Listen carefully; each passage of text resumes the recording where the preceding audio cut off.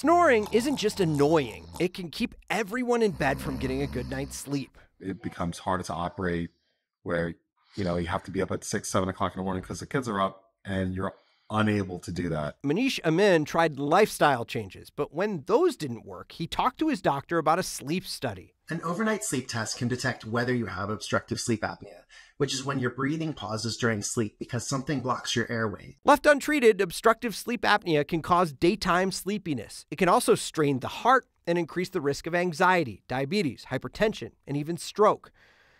The primary treatment for sleep apnea is a continuous positive airway pressure machine, or CPAP. Users are fitted with a mask connected to a pump that pushes air into the airway, holding it open while sleeping.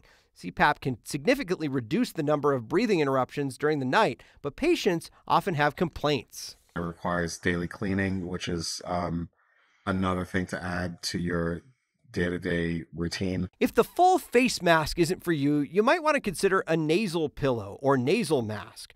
Another alternative are custom-made dental devices. These are designed to move the jaw and to shift the tongue to the front of the mouth to keep the airway open, and they can be used along with CPAP.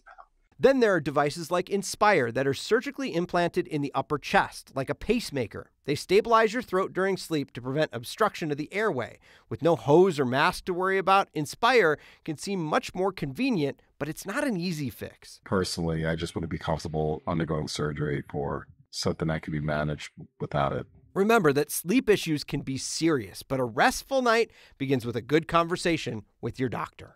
Skipping alcohol can reduce symptoms, as can sleeping on your side or your stomach. Weight loss, that can also help because obesity is a primary factor for sleep apnea.